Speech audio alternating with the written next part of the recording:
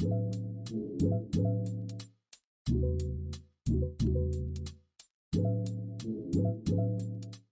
a tragic...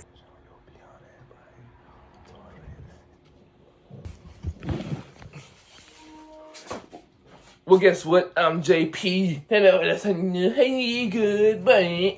Check out your baby. The fuck just happened, for? Anyway, disturbing new details of American couple's yacht hijacked by escaped prisoners revealed. Revealed to the world. Revealed. For y'all know, I just reacted to a video off of this about a week ago. Alright, I was off beat. Oh god, I was off beat. But y'all know I just reacted to a video off this like some days ago, fool. So they saying they got new details in the beat.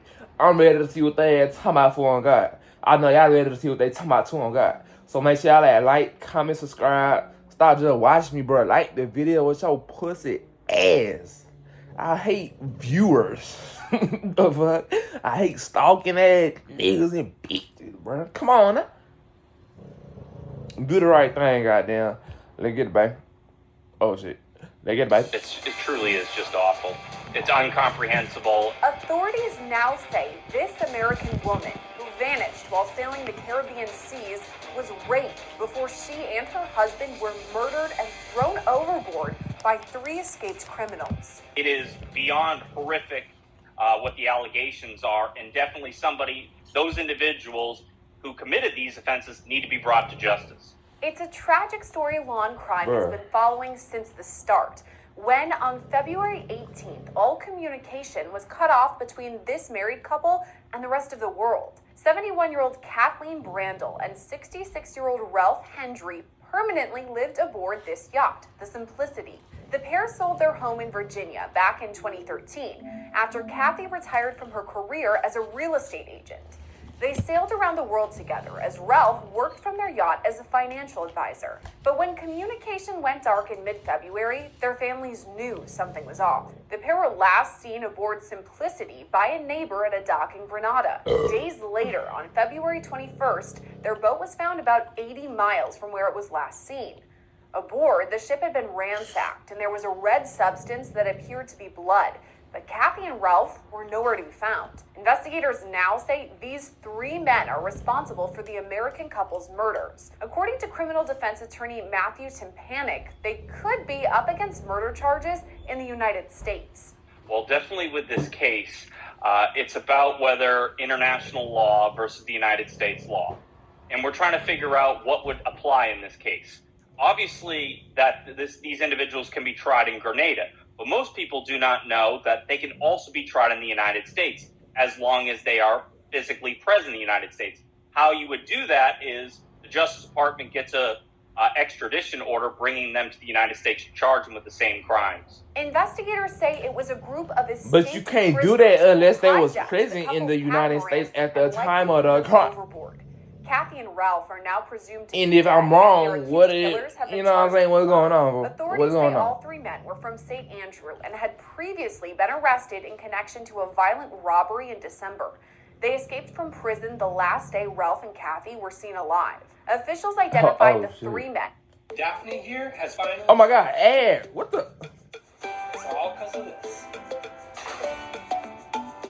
They escaped from prison the last day Ralph and Kathy were seen alive. Officials identified the 3 men as 19-year-old Trayvon Robertson, who was unemployed at the time of the crime, 25-year-old farmer Abida Stanislaus, and 30-year-old sailor Ron Mitchell, who at the time of his arrest already faced charges of rape and attempted rape. Now Mitchell faces another rape charge, this time in the case of Kathy Brandel. Oh yeah, but and he now ain't never getting out, boy. That the woman in this case, Kathy Brandel, was raped. At least that's one of the allegations. Thought he was gonna get away with it for but she ain't never getting away with that in the shit. United States as well?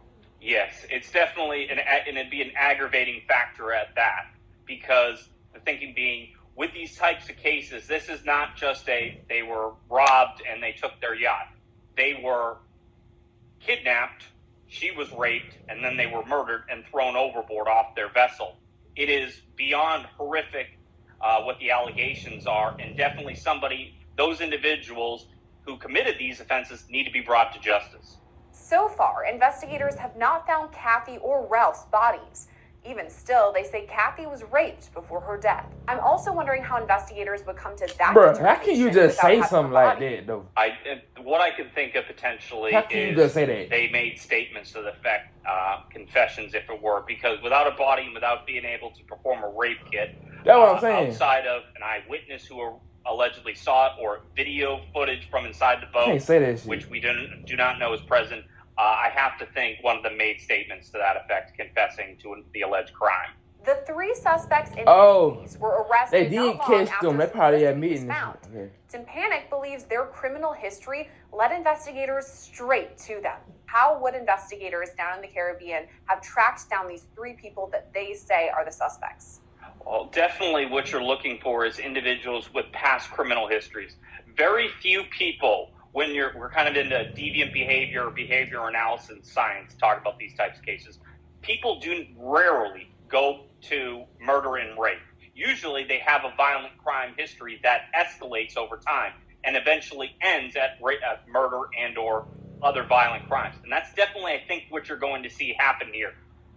Burglaries, robberies, anything violent is usually a precursor for a much violent offense, which are in fact the allegations here. So how would investigators actually track down these 3 people? I mean, we know that they're escaped prisoners. Could that have been a red flag since they had faced charges in the past? Is it possible that DNA was collected on the boat? The way they were able to find these individuals as fast as they were, given that a boat was found 80 miles from where they were actually found, I definitely think that they had DNA already on file and were able to match it to the individuals who allegedly committed these offenses. Y'all only got And 80 miles if away, she put bro. up any kind of fight, there would be definitely some kind of DNA. Boy, you supposed to be on a whole under other continent. Boy, you supposed to be in fingernails or defense Australia wounds, and stuff shit. like that, Oh, God. which would be a right place to find DNA evidence. As the cases move forward, Tympanic says it's possible the suspects could be tried in multiple locations. They could be tried in both countries, but I think the United States would want it primarily, they'd want the first crack at it. So if something didn't go their way, there'd be another chance to do it in Grenada. But I don't see a scenario where the United States doesn't want to take this case. Why would the U.S. want to take this case? Why would They it be get in their ass more favor? time. Well, because you have U.S. citizens abroad. Anytime U.S. citizens are harmed abroad, the Federal Bureau of Investigation has exclusive jurisdiction to investigate those crimes. If they make a determination who is the individuals at fault and who should be charged, they make a recommendation to the AUSA, the Assistant United States Attorney assigned to the case, who would then bring an indictment against those same charges. Murder and kidnapping are 2 of those charges under the statute where you can get jurisdiction in Grenada as well as the United States. But for now, Yeah. there's no real timetable of when that would happen. It definitely takes months unless they waive extradition. My thinking being is that they're going to try to fight extradition. But what we know under the Eunice decision is even though a crime was committed abroad, not in the United States, they can still be charged as such as long as they are physically present. So once they bring them, if they want to, the U.S. government, once they bring them back to the United States, they can formally indict them with these charges. Wherever the case unfolds, it's the evidence collected on the yacht turned crime scene that will play a major role. One key piece of evidence we already know about, the blood found aboard. How would investigators make the leap from finding blood to then determining that they had both been murdered and thrown overboard? Well, definitely one of the things with blood is if you find enough of it, you can determine how much an individual can survive on with loss of blood. If they found a ton of it, they could pretty safely assume that the individuals whose blood it is probably did not survive the alleged encounter, the attack, if it were. While Kathy and Ralph's bodies have not yet been recovered, it's unlikely they're still alive. But is it possible that either of these 2 people, Kathy or Ralph, could still be alive? Their bodies haven't yet been found. It's possible, but thinking as the publicity associated with this case, and it's become a worldwide news story, I can't help but think if they were still alive, one or either of them would have seen that and try to get information out to people that, hey, we're still alive. Unfortunately, I just don't think that's the case. Simpanic says for such serious charges, the suspects could face the highest possible penalty. And what sort of sentence could they face? I know that they're up against murder and rape now.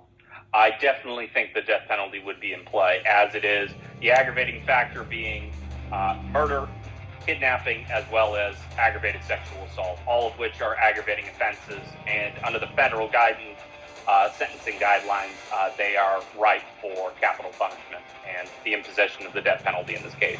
All three suspects made their first court appearance last week and are due back in court on March 27th. Reporting for Law and Crime, I'm Sierra Gillespie. Damn, son, we're just finding this. Nah, that's crazy, fool. That is beyond me.